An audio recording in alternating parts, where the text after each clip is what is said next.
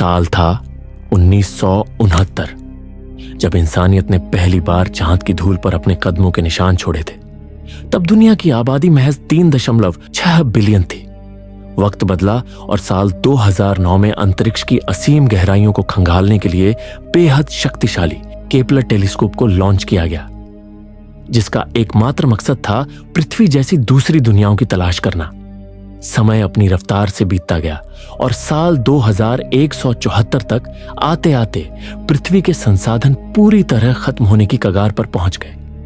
मानवता को विलुप्त होने से बचाने के लिए एक विशालकाय कॉलोनी शिप एलिसियम को अंतरिक्ष में रवाना किया गया, जिसकी मंजिल एक अनजाना ग्रह था।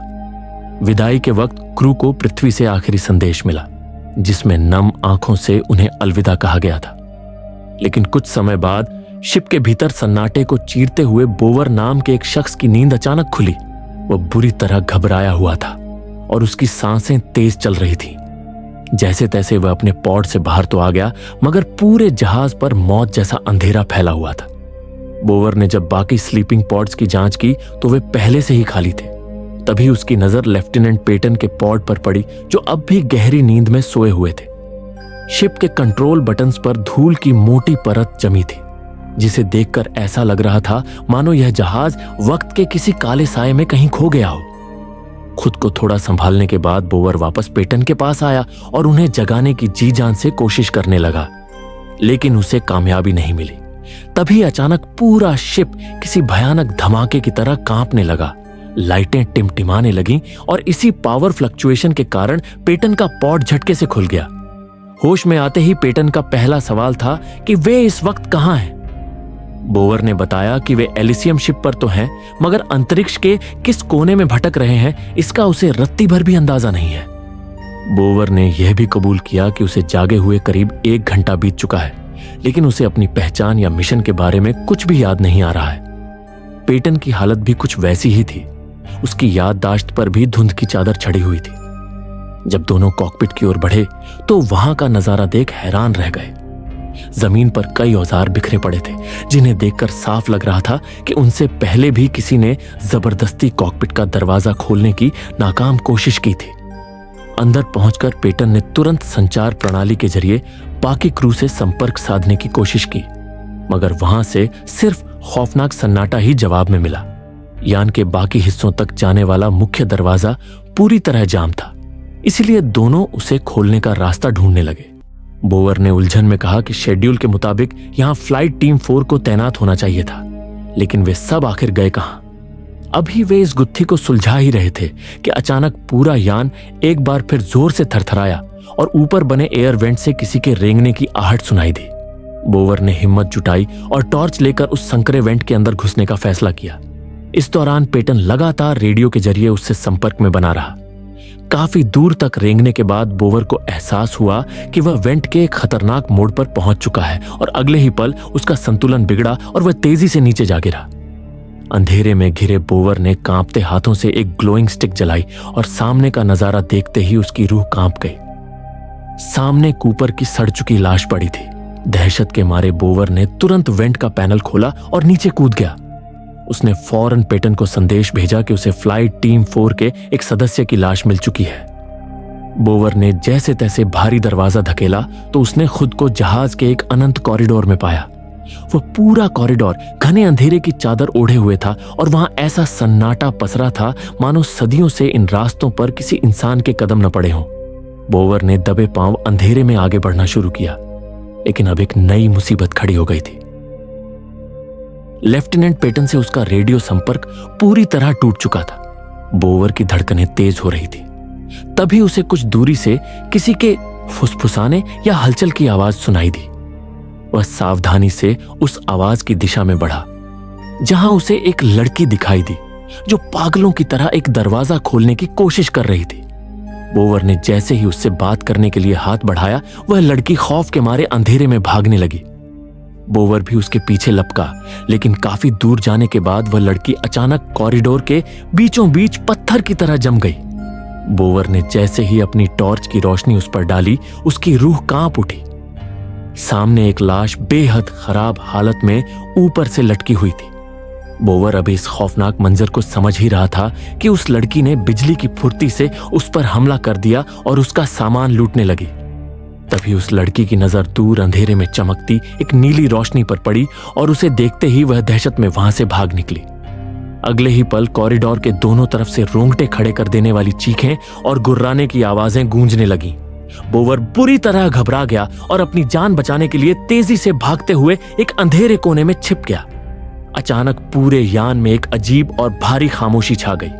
बोवर ने जब अपनी सांसें रोककर छिपते हुए बाहर झांका तो उसके होश उड़ गए। कॉरिडोर में एक खौफनाक म्यूटेंट जैसा जीव रेंग रहा था जो धीरे धीरे उसी की तरफ बढ़ रहा था। बोवर अब समझ चुका था कि इस यान में अब कुछ ऐसा मौजूद है जो इंसानियत के लिए किसी काल से कम नहीं। ठीक उसी वक्त रेडियो पर घरघराहट हुई और पेटन से बोवर का संपर्क फिर से जुड़ गया। संपर्क होते ही पेटन ने हड़बड़ाहट में पूछा कि आखिर उसने वहां क्या देखा और वे कौन लोग थे। बोवर ने कांपती हुई आवाज में जवाब दिया कि वह कोई इंसान नहीं था बल्कि किसी भयानक राक्षस जैसा दिख रहा था। थोड़ी देर की भारी चुप्पी के बाद पेटन ने एक ऐसा सच बताया जिसने बोवर के पैरों तले जमीन खिसका दी। उसने कहा कि शायद वे अंतरिक्ष के किसी अनजान कोने में रास्ता भटक चुके हैं। पेटन ने याद दिलाया कि जब एलिसियम को पृथ्वी से लॉन्च किया गया था तब इसमें 60,000 लोग सवार थे, जिसका मतलब था कि वे एक नया संसार बसाने के मिशन पर निकले थे। यह सुनते ही बोवर के दिमाग में फ्लैशबैक का एक सैलाब उमड़ पड़ा।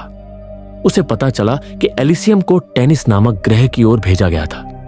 पृथ्वी के बाद टेनिस ही एकमात्र ऐसा ग्रह था जहां इंसान जिंदा रह सकते थे और वैज्ञानिकों ने वहां जीवन के पुख्ता सबूत खोजे थे। बोवर को यह भी याद आ गया कि वह इस सफर पर अकेला नहीं था बल्कि अपनी पत्नी के साथ इस यान में सवार हुआ था, यानी उसकी पत्नी अब भी किसी स्लीपिंग पॉड में होगी। पेटन ने बोवर को संभाला और समझाया कि इस वक्त सबसे जरूरी यान के बाकी क्रू मेंबर्स को ढूंढना है, क्योंकि बिना उनकी मदद के यह मिशन और उन 60,000 जिंदगियों को बचाना नामुमकिन था। बोवर ने पेटन की बात मान ली और भारी मन से बाकी क्रू की खोजबीन शुरू कर दी। कुछ दूर आगे बढ़ने पर उसे एक लावारिस लॉकर दिखा जिसके भीतर एक आधुनिक इलेक्ट्रिक गन रखी थी। बोवर ने बिना देर किए उसे अपने हाथ पर फिट कर लिया। उसने रेडियो पर पेटन से कहा कि वह उसे यान के न्यूक्लियर रिएक्टर तक पहुंचने का रास्ता समझाए, क्योंकि एक बार रिएक्टर तक पहुंचकर पावर रीसेट कर दी गई तो पूरा जहाज फिर से जिंदा हो जाएगा। पेटन उसे मैप के जरिए रास्ता दिखाने लगा, लेकिन तभी गलियारे के घने अंधेरे में बोवर को एक साया हिलता हुआ दिखा। वह घबराकर एक कोने में दुबक गया, पर तभी अचानक उसके हाथ बुरी तरह कांपने लगे। बोवर सिहर उठा क्योंकि वह समझ गया था कि वह पेंडोरम का शिकार हो रहा है। यह एक ऐसा घातक मानसिक रोग था जो अंतरिक्ष की लंबी और एकाकी यात्राओं में इंसानों को धीरे धीरे पागलपन की ओर धकेल देता था। जब बोवर ने कंपकपाती आवाज में पेटन को पेंडोरम के लक्षणों के बारे में बताया तो दूसरी तरफ पेटन के चेहरे पर भी खौफ उतर आया। उसने एक पुरानी डरावनी घटना का जिक्र करते हुए बताया कि सालों पहले एक मिशन के दौरान एक ऑफिसर पेंडोरम की गिरफ्त में आ गया था और उसने अपना मानसिक संतुलन खोकर गहरी नींद में सो रहे 5,000 लोगों को अंतरिक्ष के शून्य में फेंककर उनकी जान ले ली थी। इस खौफनाक बातचीत के बीच बोवर यान की गहराइयों में काफी दूर निकल चुका था, लेकिन वह इस बात से अनजान था कि कोई साए की तरह उसका पीछा कर रहा है। आगे बढ़ते हुए उसे एक और लाश लटकी हुई दिखी। वह इस बारे में पेटन को बता ही रहा था कि अचानक वह इंसान जाग गया। उसे किसी ने वहां चारे की तरह बांधा था। बोवर ने फौरन उसे आजाद किया। उस शख्स का नाम शेफर्ड था, जो इसी जहाज का एक क्रू मेंबर था। आजाद होते ही शेफर्ड ने पागलों की तरह अपने शरीर पर काला तेल मलना शुरू कर दिया। बोवर के पूछने पर उसने फुसफुसाते हुए बताया कि यह तेल उनकी गंध को छुपा लेता है, जिससे वे नरभक्षी उन्हें सूंघ नहीं पाते। इतना कहकर शेफर्ड वहां से भागने ही वाला था कि अचानक उसके कदम जम गए। सामने गलियारे के अंतहीन अंधेरे से मौत उसकी ओर बढ़ रही थी। बोवर ने अपनी बंदूक तान ली, मगर अगले ही पल दर्जनों खूनखार म्यूटेंट नरभक्षी उनकी तरफ लपके। दोनों अपनी जान बचाकर एक कोने में छिपे, लेकिन बदकिस्मती से नरभक्षियों ने शेफर्ड को दबोच लिया और देखते ही देखते उसे बेरहमी से जिंदा नोच नोच कर खाने लगे। बोवर ने उन पर हमला किया, लेकिन उनकी तादाद इतनी ज्यादा थी कि गोलियों का कोई असर नहीं हुआ। अब वे सारे शिकारी बोवर के पीछे पड़ चुके थे। भागते भागते बोवर कई मंजिल की ऊंचाई से नीचे गिर पड़ा, लेकिन एक रस्सी में फंसने की वजह से उसकी जान बच गई। वह अभी राहत की सांस ही ले रहा था कि नरभक्षियों ने उसे रस्सी के सहारे वापस ऊपर खींचना शुरू कर दिया।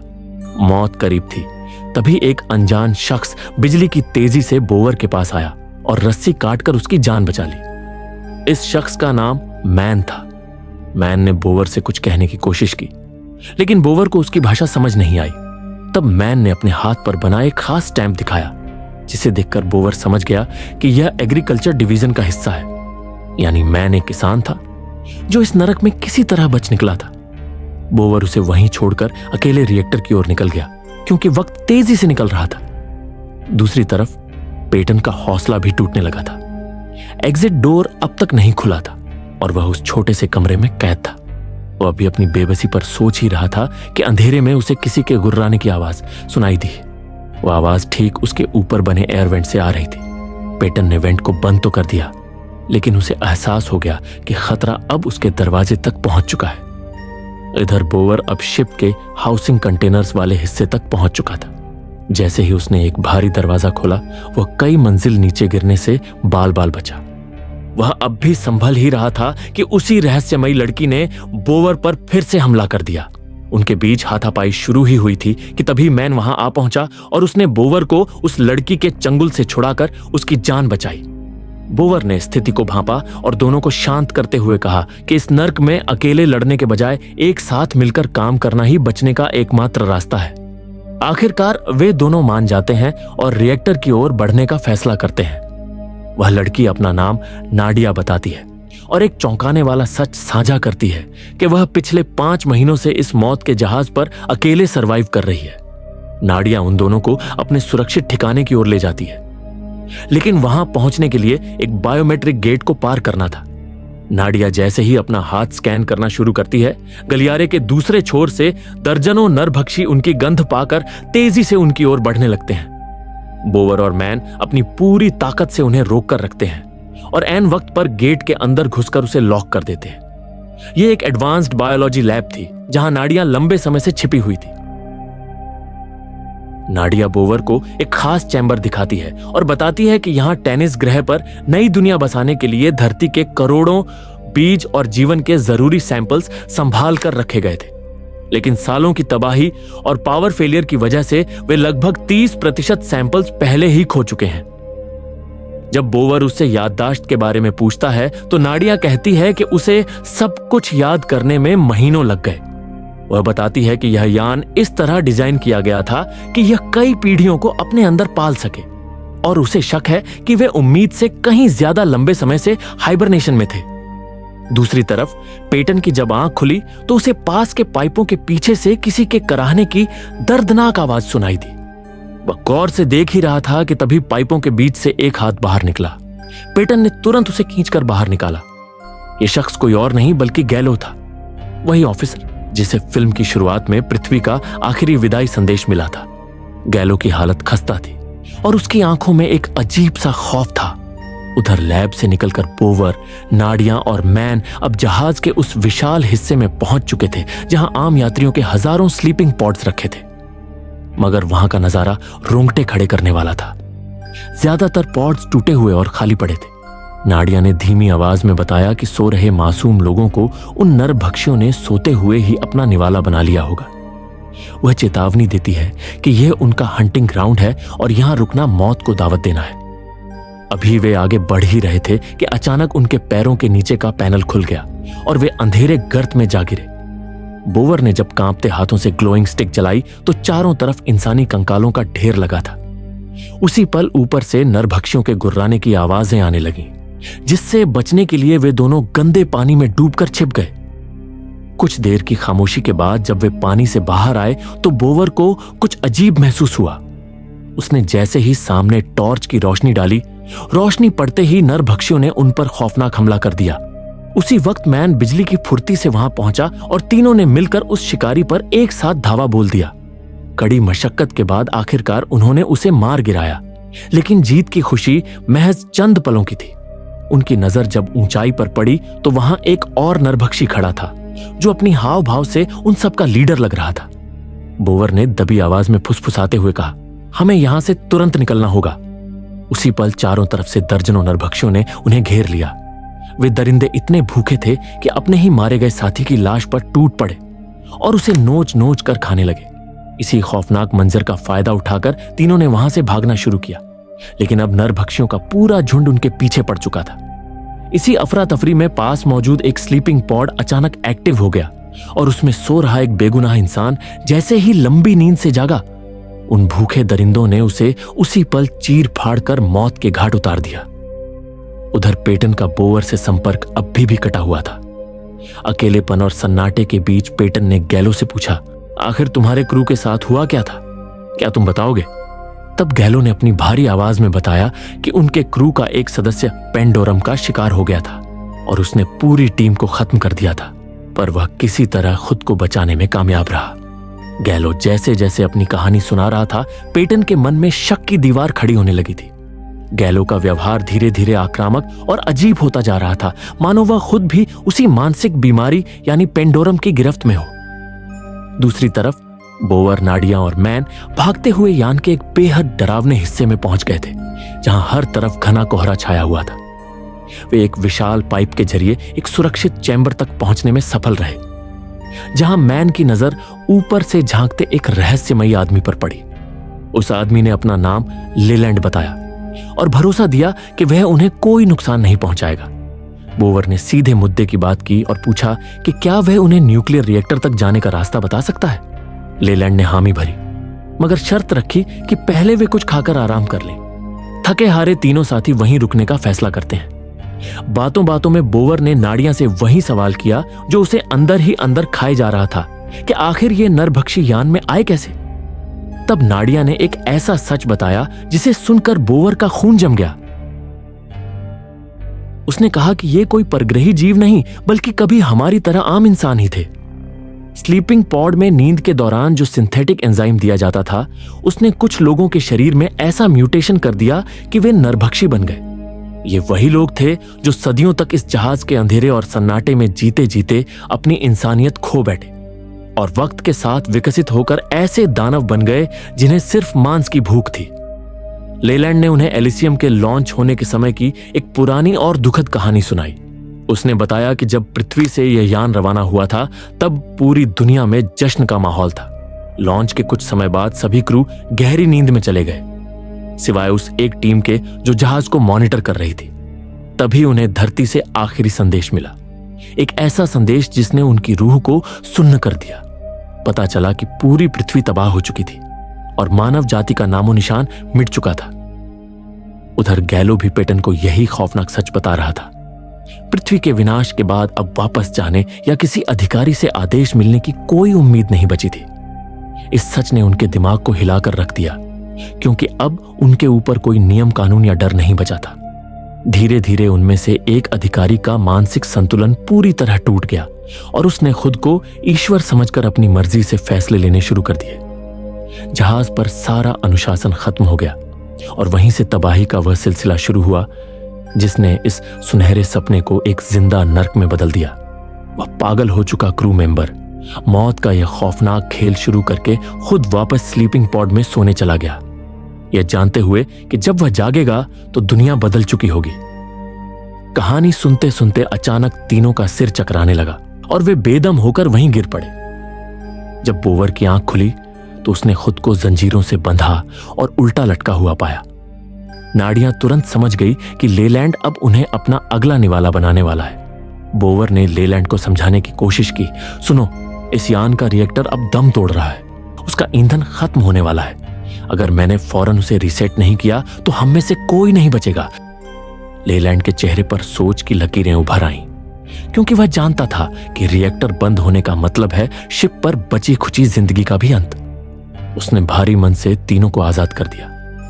बोवर ने बिना वक्त गंवाए लेलैंड के रेडियो से पेटन से संपर्क साधा और उसे लास्ट पावर सर्च के वक्त के मेमोरी बैंक्स को एक्सेस करने को कहा। उसे यकीन था कि उस डेटा में शिप के खराब होने और इस तबाही के पीछे का असली सच छिपा है। पेटन काम पर लग गया, लेकिन उसने एक डरावनी चेतावनी दी, बोवर तुम्हारे पास सिर्फ 47 मिनट है, उसके बाद रिएक्टर हमेशा के लिए ठंडा पड़ जाएगा, जल्दी करो। तीनों वहां से बिजली की फुर्ती से भागे, पर गलियारे में घुसते ही उनका सामना एक नरभक्षी बच्चे से हुआ। वह उन्हें देखते ही चीखते हुए भागा और अगले ही पल पूरे यान में उन दरिंदों की आहट गूंजने लगी। वे चारों तरफ से घिर चुके थे और किसी तरह एक कोने में छिपकर अपनी सांसें थामे खड़े थे। वहां छिपे हुए बोवर की आंखों में आंसू आ गए। उसने टूटती आवाज में कहा, मुझे सब याद आ गया। मेरी पत्नी इस यान पर कभी आई ही नहीं थी। उसने मुझे छोड़ दिया था और वह पृथ्वी पर ही रुक गई थी। अब हम इस अनंत अंतरिक्ष में बस भटकते रहेंगे, हम अपनी मंजिल पर कभी नहीं पहुंच पाएंगे। नाडिया ने उसे हौसला दिया और कहा, नहीं बोवर, हम टेनिस गृह तक जरूर पहुंचेंगे, बस उम्मीद मत हारो। उधर पेटन के कमरे में माहौल और भी हिंसक हो गया था। गैलो पर पेंडोरम का पागलपन पूरी तरह हावी हो चुका था। वह बार बार पेटन पर दबाव बना रहा था कि वे खुद को अंतरिक्ष के शून्य में लॉन्च कर दें, क्योंकि रिएक्टर बंद होने के बाद वैसे भी कोई नहीं बचेगा। पेटन उस पर बुरी तरह भड़क गया और उसे चुप रहने को कहा। अंधेरे गलियारों और खौफनाक आवाजों को पार करते हुए आखिर वे चारों रिएक्टर रूम तक पहुंच गए। वहां ऊर्जा का एक विशाल सैलाब उमड़ रहा था। बोवर ने जैसे ही रिएक्टर के कोर की तरफ कदम बढ़ाए, नीचे का मंजर देख उसकी रूह कांप गई। नीचे हजारों नरभक्षियों का एक झुंड गहरी नींद में सोया हुआ था। जरा सी आहट भी उनकी मौत का वारंट बन सकती थी। बोवर जैसे ही लोहे के पुल पर आगे बढ़ा, वह पुल अचानक चरमराकर टूट गया। बोवर सीधे नीचे की ओर गिरा, लेकिन नाड़ियां फुर्ती दिखाते हुए छलांग लगाकर रिएक्टर पैनल तक पहुंचने में कामयाब रही। नीचे बोवर किसी तरह उतर गया, लेकिन अब उसे वापस ऊपर चढ़ने के लिए उन हजारों सोए हुए राक्षसों के बीच से होकर गुजरना था। उधर गैलो पूरी तरह पागलपन की हद पार कर चुका था। उसने पेटन पर इंजेक्शन गन तान दी और खुद एस्केप पॉड में घुस गया। उसने पेटन को लॉन्च सीक्वेंस शुरू करने का हुक्म दिया, मगर पेटन ने अपनी होशियारी दिखाई और गैलो को उसी पॉड के भीतर कैद कर दिया। इधर यान के रिएक्टर सेक्शन में मौत का सन्नाटा था। बोवर दबे पांव अपनी सांसें रोके हुए उन हजारों सोए हुए नरभक्षियों के बीच से गुजर रहा था। वह जैसे ही लोहे की सीढ़ी के पास पहुंचा, बदकिस्मती से टॉर्च उसके हाथ से फिसलकर नीचे जा गिरी। उस धातु की आवाज ने एक शिकारी को जगा दिया। उसने बोवर को देख लिया था और अगले ही पल पूरा झुंड जाग उठा। हजारों खूंखार म्यूटेंट्स पूरी तेजी से बोवर की ओर लपके। तभी मैन ने उन सबका ध्यान अपनी ओर खींचा और उन्हें अपने पीछे लगाकर दूसरी तरफ भागने लगा।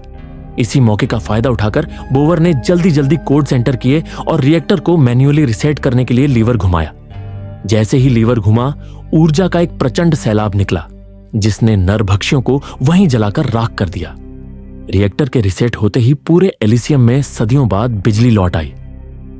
दूसरी तरफ पेटन ने बिना देर किए मुख्य दरवाजा खोलना शुरू किया, ताकि वह यान के मेन कंट्रोल रूम तक पहुंच सके।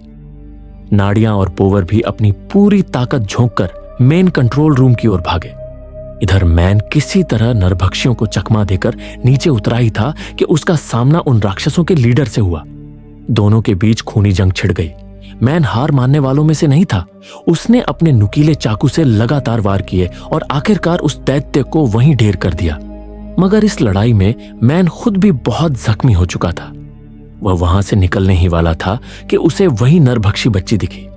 मैन ने रहम खाकर उसे नहीं मारा, लेकिन अगले ही पल उस बच्ची ने बिजली की फुर्ती से मैन का गला काट दिया।